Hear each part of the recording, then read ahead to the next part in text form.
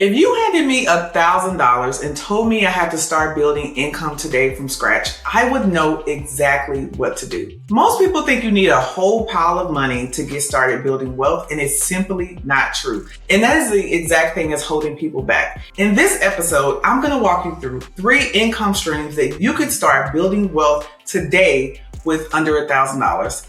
Let's get into it. Be sure you stay to the end because the third one is the one that people sleep on the most. If you're new here, this is Wealth Within Reach. I am Erica Brown, serial entrepreneur, real estate investor, mom, wife, all the things. And I teach people how to build wealth without draining their savings and burning out. And so if you haven't already subscribed, be sure to subscribe so you don't miss one juicy episode. Okay, so let's jump into it. Here's one of the biggest takeaways from this episode that I want you to realize. I did not come from money. I've been a full-time entrepreneur now for 10 years. I've grown 2 businesses to 7 figures, started from scratch. Okay, so you don't need a lot of money to make money. One thing about me is we're going to always start with mindset, all right? Because I can teach you all the things. You can learn so much here on YouTube University, but if you don't have a right mindset, maybe you'll get there, but the success will pull you down. Maybe you won't even move because you're so in your head. So one thing about me, I'm going to always prepare your mind because that is your foundation. And then I'm going to give you the steps from there. Okay. So here's the thing. Here is a mindset that you have to have 1000%. If you are starting from scratch, if you're starting from 0, from 1,000, if you're starting from a little bit of money, you have to have this mindset if you want to be successful. Okay. You got to be willing to put in the work. Okay, here is how this works. Here is how this wealth building situation works. You start with money and then you're able to fast track from there, or you start without money and you have to be willing to work, to sacrifice, to show up when you don't want to. You gotta be willing to do the thing, to push past your being scared, to not be caught up in people pleasing. You gotta show up. Okay. So if you are that person and you're like, you know what, my why is bigger than my feelings right now, then you're my girl. You're my guy. Okay. That's you. Let's keep watching. All right. So number 1, you have to be willing to do the work. You have to have the mindset and be willing to sacrifice because it comes at a cost. Sometimes that cost is time away from your family. Sometimes that cost is X, Y. But here's the thing. If you're willing to show up for a small amount of time and be consistent and put in the work, then instead of having to just work hard your typical standard way for 50 years, you can go all in for 5 to 10 years and it could change the entire trajectory of your life and your family. Okay. So let's just say that. All right. I have to put in a lot of work, a lot of hard work, a lot of time. My husband and I, for years to get to this place. But guess what? We've gotten here and we're still putting in work. Let me be clear, but we're not going to be working until we're 65. We're not going to be working until we're 55. I may not even be working until I'm 50. So I just want to be clear. Okay. So let's get into the 3 income streams. All right. So for me, I work in real estate. I worked in real estate for a long time. Before working in real estate, I worked in the finance industry. Okay. So not only have I been able to create multiple businesses in real estate, I've also been able to create multiple real estate adjacent businesses too. Okay. So, I went back and I actually, in my 30s, I went to count how many ideas I started. Maybe all of these ideas are turned into a business, but I actually have tried a lot of different things. I tried like 32 things in my 30s. So you're speaking to someone who's been doing some stuff. Okay. And so there's lots of ways that you can start a business, right? The biggest thing I encourage you to do is to be able to figure out, 1, what are your skills and your strengths? Because that's going to be a big part of it. That's going to help you to be able to thrive in whatever the business is. And then also, what problem are you trying to solve? So many times people look to start a business just to make money. But if you actually, which we all want to make money, right? Let me be clear. This is not a charity. We don't do this for free. We have to take care of our families. Okay. So I'm not saying that that's not a bad thing. But if you actually start from the problem you're trying to solve and then you reverse engineer the business, then you know you're starting a business that should make money and that has demand. Okay. So that's kind of the foundation we're coming with.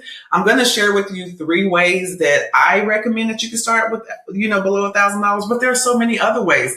Actually, I have a whole workshop. I actually added to the link below in the comments. I have a whole workshop where I share like 20 different ways you can start making money, again, under $1,000 that I probably won't even get to today, but that you can start making money today that's in real estate or real estate adjacent. Okay. So let's jump into it. Let's talk about one of the ways that you can literally start today making money under $1,000. Number one, you can become a co-host. All right. If you're not familiar, short-term rentals, Airbnb, is not just a rental strategy. It is a hospitality business. Okay. So when you have a short-term rental, you're in a hospitality business. So whether you're a short-term rental owner or not, you have a role called a co-host. Okay. So this is someone who may not be an owner of the property, but they help out the owner to be able to manage the rental, the short-term rental.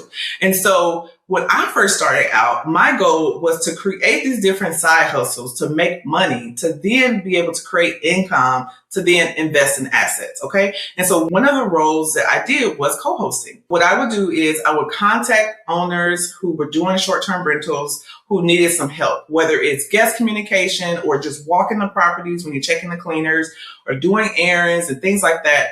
I was able to, at one time, I was co-hosting up to 20 properties as a short-term rental. Here's the beautiful part of co-hosting. Typically, you could charge between 20 to 25% of the gross revenue. Okay. So that could be pretty significant. So if you can help the owner make more money on their short-term rental by providing really good service, then you make more money. Okay. And it's a win-win for everyone. Airbnb has actually made this really easy. They have a way where you can go onto their website and actually become a co-host and go through their program, or you can just begin meeting other short-term rental co-hosts in your area, whether that's through a Facebook group or networking group. And you can literally say, hey, I love being hospitable. I'm looking to get into real estate.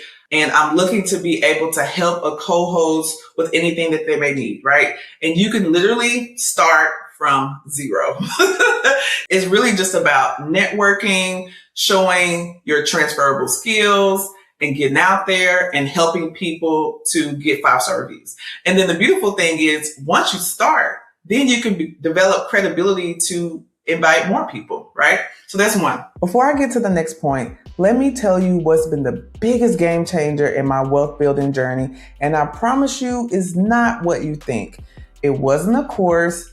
It wasn't some secret strategy market that nobody knew about.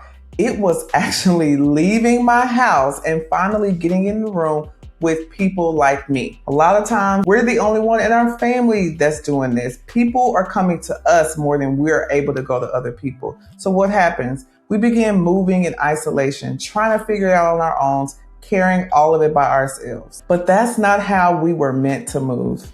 Everything changed for me the day I got around the right people. People who were actually doing it, who I could learn from, who got where I was coming from without me having to explain it. That group changed the entire journey for me. And that's exactly why I created the Owning and Living experience. So you don't have to build in isolation the way I did. I'm hosting my final year right here in the heart of Atlanta, November 13th through 15th. You get in the room. This is not another pep talk. This is actually going to help you create a plan. You're going to be able to leave with real strategy, real numbers, and a community that has your back long after you go home. Now, I already hear the two things in your head: the money, not knowing what your November looks like yet. So let me just be straight with you. Buying your ticket now before July 31st, when the price goes up, is the lowest price you will ever be able to get. If you get your ticket now, you can save $200.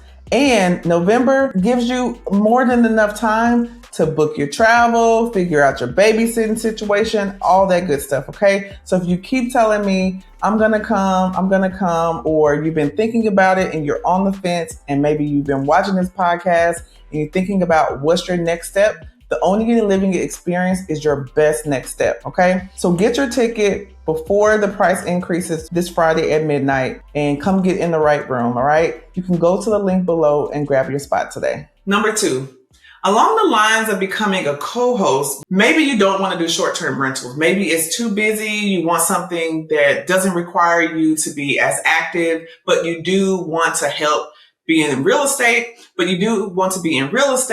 and you want to do something similar, but just maybe not as active as co-hosting, you can also become a property manager. Okay. Here's the thing. There are so many bad property managers out there. Okay. Property management is one of the hardest parts of real estate investing. Okay. As a property owner, it's really, really difficult to find a good property manager. So if you can do good at being a property manager, you can kill it. Okay. You can really kill it. So how do you become a property manager? Number one, you study and learn what the landlord requirements and what the housing requirement laws are in your state. I would say to start there. Next, especially if you already self-manage your own properties, this is a easy way to start creating additional stream of income. This is how we started. We were self-managing our own properties. So, we were interacting with tenants and setting up property management software and doing all that kind of stuff. And because I'm a real estate agent and because I have friends who also have rental properties, it was super easy to just say, hey, if you need help with your rental properties, I can talk to you about managing as well. And so we started doing that. And next thing you know, we had a portfolio of properties that we were managing and created a property management company. Okay. So the beautiful thing about being a property management company is that it's reoccurring monthly revenue. Typically, I see property management companies charge between 8 to 10% of whatever the rental amount is. And then you have additional fees that you may charge for various things. And if you could do a really good job of creating your systems, being able to manage your tenants well, choose the right tenants, that job, I'm not going to say it's going to be completely passive, but it could actually be pretty easy, right? In real estate in general, there'll be times where things are easy peasy. Everybody's paying their rent. Everything is great. And then everything hits the fan, right? That's normal. So depending on how you can learn how to create systems and be organized, you can actually do really well, have reoccurring income, make some additional money without having to actually buy a property. This is the second way, starting a property management company. Y'all, real quick. I just got back from vacation, and you know what I never once worried about while I was gone? My rental finances back home. You know why?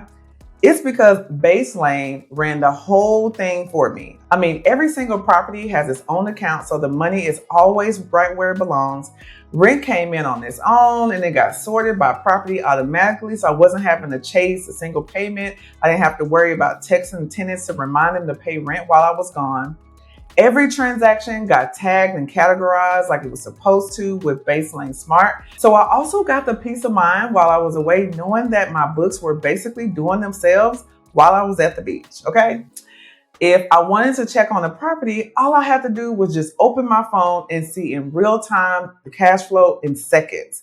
And that's the kind of peace of mind that let me actually be able to unplug. This is what it looks like when your rental finances run like a real business. Your rentals shouldn't stop you from enjoying your life. When your finances run themselves, you get the freedom to actually take a vacation. Sign up at baselane.com/Erica Brown, have your deposit bookings or your rent sent into your Baselane account, and get a chance to win $10,000. The link is in my bio. Also, let me give you a bonus one. Being a real estate agent, all right? I get people all the time, they say, I want to invest. Should I be a real estate agent? Not necessarily. But if you're like me and you really love helping people buy and sell houses, you really love talking to people and helping people become homeowners and educating them and doing all of that, then you would actually probably be a really good real estate agent, especially if you're not afraid to talk to people. If you love, talking to people and being outside and meeting new people and all those things, then being a real estate agent is perfect for you. And there's good money in it if you're willing to hustle and do the work. Okay. And so that's an absolute bonus. Again, even as a real estate agent, that helped me to feed some of these other roles naturally just by being in the industry and being known as the go-to person. Real quick, let me tell you about something so good I have to make it free. I need you to hear me. It's not that you're having a money problem or a discipline problem. You're having a one income problem, okay? Over the years, I created 8 streams of income. So I do not have all my eggs in one basket. And so I created a free 7-day course where I'm breaking down each income strategy, what it is and how I got into it, how much you need to start, start, which is not much, and what the income potential is with the particular stream of income. Okay. It's so good. It's so juicy. I deliver it right to your email for 7 days straight. And then at the end of the 7 days, you are going to be ready to take your next step and start earning some additional income. So if you're ready for that, go to the show notes, click the link, and then I'll email it over to you. Okay. Back to the episode. Last but certainly not least, number 3, if I started over from scratch, I would focus on finding a really, really good deal. Okay, let me tell you why. So many people, when they first start investing in real estate, they're so consumed with the money. I don't have enough money for a down payment. How much down payment will I need? Money, money, money, money, money. When in reality, if you find a really good deal, you will find the money. Okay, so if you have a neighbor who is looking to sell their property and you're able to buy a property, let's say the properties in the area are worth for $400,000 and you're able to get this property for $200,000, guess what? You can present it to other investors and they will come and help you. We could actually come and be like, okay, maybe the down payment is $15,000. Okay, I will give you $15,000 at 12% interest rate. That's your down payment. And that's going to help you buy the property, right? If you focus on the deal, you can find the money. So often people do the opposite. And I was the same way too. I was so focused on finding the money and it's actually keeping you stuck.